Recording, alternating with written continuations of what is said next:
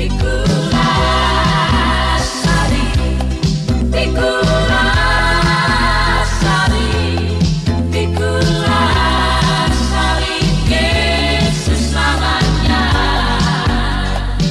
teman-teman YouTube sekalian, terima kasih telah menyaksikan channel YouTube saya ini. Dan saat ini kami berada di Kompleks Pasar Languan. Semoga apa yang kita kerjakan lakukan diberkati oleh Tuhan kita Yesus Kristus. Jangan lupa subscribe, like, share di channel YouTube saya ini. Terima kasih. Shalom Aleichem Isem Amasia Kristos Anesti Alitos Anesti. Amin.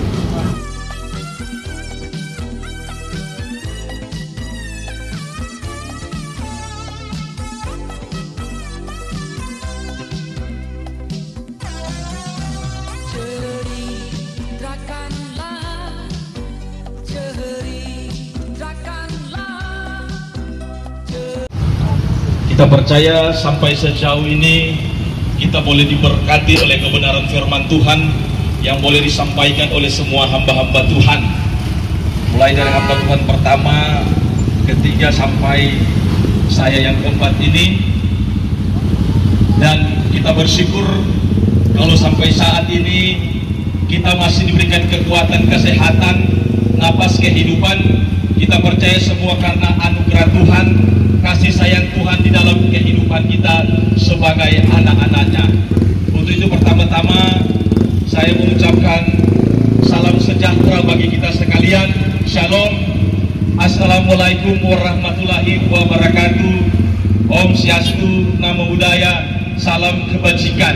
Puji Tuhan, kalau kita ada di tempat ini, semua hamba-hamba Tuhan yang tergabung dalam denominasi gereja, dalam Kopassus Mission, tim penginjilan jalanan, kita percaya kita semua ada di tempat ini dalam panggilan Tuhan, misi sorga untuk memberitakan Injil. Injil adalah kekuatan Tuhan, kekuatan Allah yang menyelamatkan setiap orang yang mau percaya kepada Tuhan. Injil adalah suatu kabar baik, sukacita yang akan memerdekakan kehidupan kita melewati setiap tantangan, setiap persoalan yang kita hadapi hari-hari ini, karena kita percaya bahwa dunia sudah tidak aman lagi, dipenuhi dengan segala kejahatan-kejahatan, penggelapan-penggelapan firman Tuhan terjadi. Untuk itu kita sebagai anak-anak Tuhan, kita membutuhkan kebenaran firman Tuhan.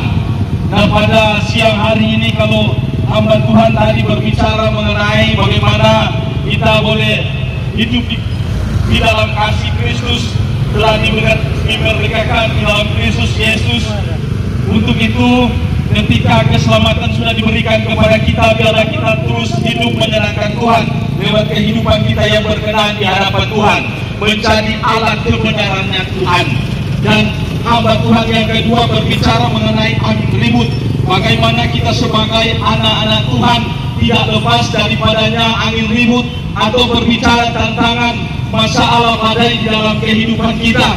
Tetapi kita percaya bahwa Tuhan tidak pernah meninggalkan kita sebagai anak-anak Tuhan yang mau taat dan setia kepada Tuhan. Nah, pada siang hari ini saya akan membawakan kebenaran firman Tuhan di dalam Matius 5 ayat 20.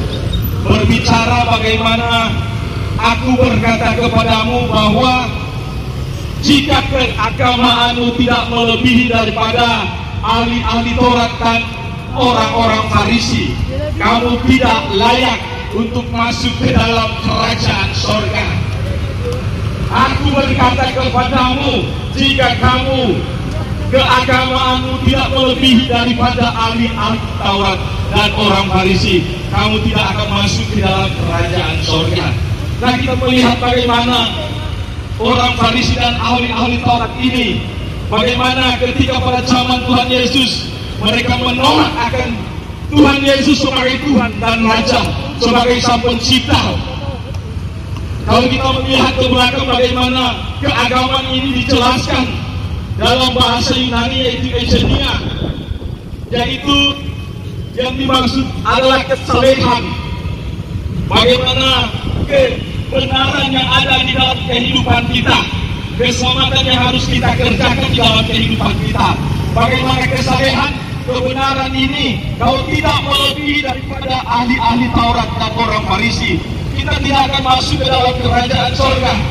Nah, orang Farisi dan ahli-ahli Taurat, kita melihat bagaimana mereka mengajarkan kebenaran, tetapi mereka tidak menghidupi kebenaran tersebut. Ya, mereka tidak menghidupi kebenaran hidup di dalam kehidupan mereka. Artinya mereka tidak menjadi pelaku-pelaku firman. Mereka mengajarkan ketaatan, tetapi mereka sendiri tidak melakukan ketaatan itu di dalam Tuhan. Artinya ada kesombongan rohani di dalam kehidupan mereka. Mereka disebut sebagai orang-orang yang munafik. Karena apa? Mereka hanya melihat kesalahan-kesalahan.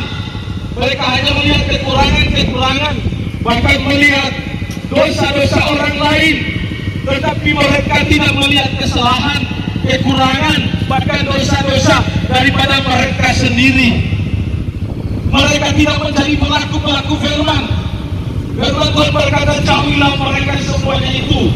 Kalau 2 Timotius 3 ayat 5 berkata bahwa mereka melakukan ibadah mereka secara lahiriah, tetapi mereka memungkiri kekuatannya, memungkiri kekuatan kebenaran daripada kebenaran firman tersebut. Firman Tuhan berkata bahwa jauhilah orang-orang tersebut, yang artinya ibadah hanya merupakan rutinitas semata dalam kehidupan mereka. Mereka percaya akan Yesus, tetapi tidak menjadi pelaku-pelaku firman, tidak melakukan kebenaran di dalam kehidupan mereka. Artinya kedagingan jalan terus di dalam kehidupan mereka. Firman Tuhan bilang, jauhilah orang seperti itu. Kalau di dalam Matius 7 ayat 21 sampai 23 berkata, bukan yang berseru Tuhan, Tuhan akan masuk ke dalam kerajaan surga, tetapi yang melakukan kehendak Bapakku di sorga. Pada hari-hari terakhir, banyak orang akan berkata bahwa bukankah aku Tuhan melakukan nubuat demi namamu, bukankah aku mengusir setan demi namamu, bahkan bukan aku mengadakan segala mujizat demi namamu. Tetapi pada saat itu Tuhan berkata bahwa banyaklah kalian pembuat kejahatan, aku tidak pernah mengenal engkau, aku tidak pernah mengenal engkau. Dan biarlah kita sebagai anak-anak Tuhan jangan seperti itu ketika pada akhirnya kita ditolak oleh Tuhan Yesus. Tuhan berkata, aku tidak pernah mengenal engkau. Jadi tidak ada dasar yang lain ketika kita tidak menjadi pelaku-pelaku firman. Karena Tuhan bilang, mengusir setan, bernubuat, mengadakan mujizat. Ketika kita tidak menjadi pelaku-pelaku firman, semuanya sia-sia di dalam kehidupan kita. Tuhan bilang, bukan yang mengenal, tetapi yang melakukan kehendak Bapa di surga. Artinya Tuhan melihat hati, seperti dalam 1 Samuel 16 ayat 7b. Apa yang dilihat Tuhan bukan dilihat manusia. Tuhan melihat hati, tetapi manusia melihat apa yang di depannya. Artinya tidak menjadi jaminan di dalam kehidupan kita. Ketika kita, orang bilang, memiliki titel seorang pendeta, memiliki titel seorang gembala, hamba Tuhan, penatua, diaken dan sebagainya, tetapi tidak menjadi pelaku-pelaku firman, tidak menjamin kekayaan kita, jabatan kita, tetapi kita kedagingan jalan terus, dusta jalan terus, mabuk jalan terus, unia jalan terus, pencuri jalan terus, dan sebagainya, segala kedagingan-kedagingan yang ada di dalam kehidupan kita. Tuhan biar bertobatlah, jauhilah mereka itu. Ya, kita harus sungguh-sungguh mengasihi Tuhan dalam kehidupan kita setiap hari, menjadi pelaku-pelaku firman di dalam kehidupan kita. Kalau dalam Lukas 3 ayat 9 berkata bahwa kapak sudah tersedia pada akar pohon. Ketika kita tidak menghasilkan buah yang baik, maka pohon itu akan ditebang dan pohon itu akan dibuang ke dalam api yang menyala. Artinya kehidupan kita seperti pohon yang tidak menghasilkan buah, yang tidak menghasilkan buah yang baik, buah yang manis, buah yang sedap untuk dimakan. Ya. yang bisa dimakan oleh semua orang di tengah-tengah keluarga kita, di tengah-tengah masyarakat, pelayanan, ya, buah yang bisa dinikmati. Kita percaya bahwa kehidupan kita akan diberkati, akan dipelihara oleh Tuhan. Tetapi ketika kehidupan kita tidak menghasilkan buah, apalagi buah yang tidak baik, buah yang busuk, buah yang asam, buah yang tidak bisa dinikmati oleh semua orang di tengah-tengah keluarga kita, di tengah-tengah masyarakat yang ada, bahkan di tengah-tengah pelayanan, maka kapak sudah tersedia pada pohon yang siap akan ditebas, sehingga akan dibuang ke dalam api yang menyala. Nah, biarlah kehidupan kita terus di dalam Tuhan. Ketika di dalam firman Tuhan berkata di dalam Wahyu 20 ayat 15 berkata bahwa ketika nama kita tidak ditemukan di dalam kitab kehidupan, maka kita akan dilemparkan ke dalam api yang menyala. Artinya dalam neraka yang kekal. Artinya pada saat itu kita sudah berhadapan dengan masa penghakiman. Artinya kita sudah tidak ada kehidupan lagi, sudah dipanggil Tuhan. Ya, seperti yang dijelaskan tadi tentang orang kaya dan Lazarus. Bagaimana orang kaya ini ketika dia mau berkata kepada Tuhan, memberikan kesempatan agar senantiasa dia boleh kembali ke dunia, memperbaiki semuanya. Tetapi Tuhan bilang, sudah tidak bisa lagi, ya, sudah tidak ada kesempatan lagi ketika nama kita sudah dibacakan dalam kitab kehidupan. Untuk itu ketika pada saat ini, saudara-saudara yang kekasih, kita semua yang berada di pasar Languan ini, ketika Tuhan masih memberikan kesempatan kepada kita, memberikan kekuatan, kesehatan, napas kehidupan, biarlah kita terus di dalam Tuhan, memberikan kehidupan kita di dalam Tuhan, mengerjakan keselamatan itu dengan takut dan gentar di dalam Tuhan. Kalau dalam Roma 12 ayat 1 berkata, biarlah kita persembahkan kehidupan kita, persembahkan tubuh kita sebagai persembahan yang hidup, yang kudus dan yang berkenan, karena itu adalah ibadahmu yang sejati. Artinya mempersembahkan kehidupan kita, tubuh ini, kehidupan kita ini yang bergerak untuk kemuliaan nama Tuhan. Ya, kita boleh mempersembahkan kepada Tuhan. Harus ada buah-buah roh di dalam kehidupan kita. Buah-buah kedagingan harus kita buang di dalam kehidupan kita. Buah-buah roh yaitu apa? Kasih, sukacita, damai, sejahtera, kemurahan, kebaikan, kesetiaan, kelemah lembutan, bahkan penguasaan diri yang sempurna untuk selalu menjadi bagian di dalam kehidupan kita. Dan buah-buah kedagingan yang tidak bisa dinikmati oleh semua orang, kita tingkatkan di dalam kehidupan kita. Kita harus menjadi surat yang terbuka, yang bisa dibaca oleh semua orang, dan Tuhan dipermuliakan lewat kehidupan kita. Maka kita menjadi berkat bagi semua orang. Ya, hidup damai dengan semua orang, baku-baku sayang, baku-baku tolong, baku saling menghargai, agar senantiasa lewat kehidupan kita yang memberi buah yang terbaik, lewat kehidupan kita yang surat yang terbuka, nama Tuhan dipermuliakan lewat kehidupan kita. Kalau dalam Filipi 2 ayat 12 berkata bahwa biarlah kita terus kerjakan keselamatan itu di dalam kehidupan kita dengan takut dan gentar. Artinya keselamatan itu kita kerjakan dengan taat dan setia kepada Tuhan, dengan terus melakukan semua kehendak Tuhan di dalam kehidupan kita, hidup dalam perbuatan-perbuatan yang benar di dalam Tuhan, agar senantiasa kehidupan kita menjadi berkat bagi semua orang, bagi semua orang teristimewa untuk kemuliaan akan nama Tuhan. Amin. Puji Tuhan. Biarlah lewat kebenaran firman Tuhan pada saat ini akan memberkati kehidupan kita. Shalom. Tuhan berkati. Haleluya.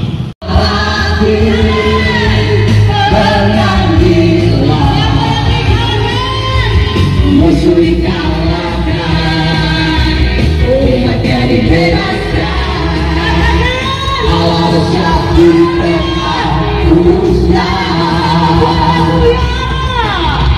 Doakanlah kepada Dia Allah, tunjukkanlah kuasa-Mu ya Tuhan. Serahkan musuh-Mu, selamatkanlah umat-Mu. Allah di tempat kudusnya. Allah bangkit,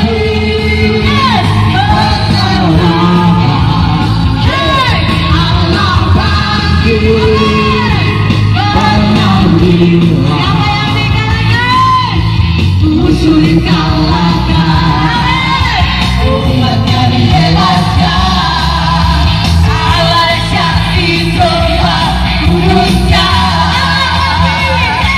Allah bangkit, bersorakan. Allah bangkit, bernyanyilah.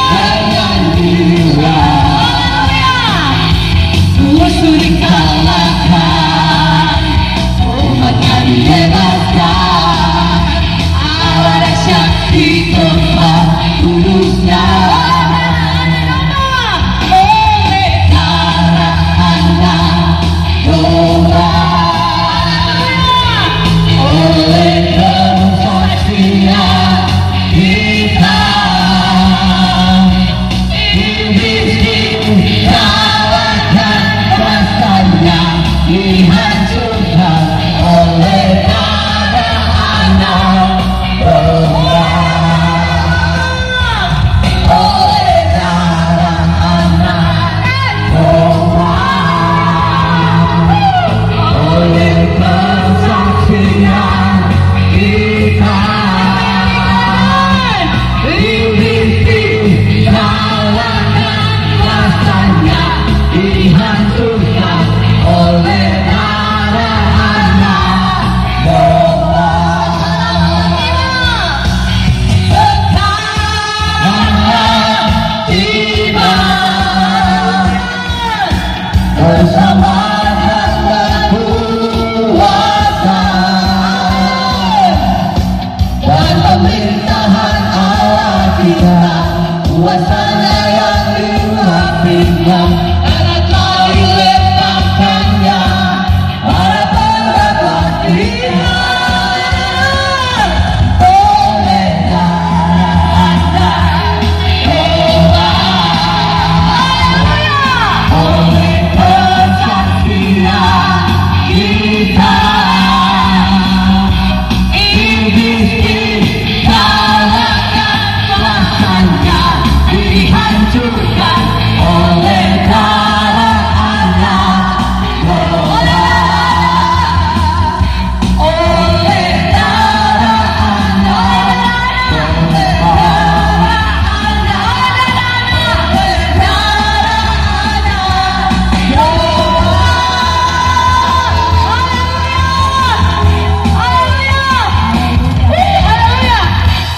Haleluya.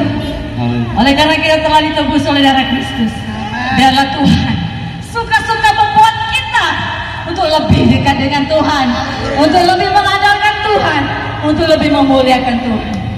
Sungguhlah hidupku telah ditebus. Mau bergoyang bagi Tuhan, mau menari bagi Tuhan, lebih menari untuk Tuhan daripada mana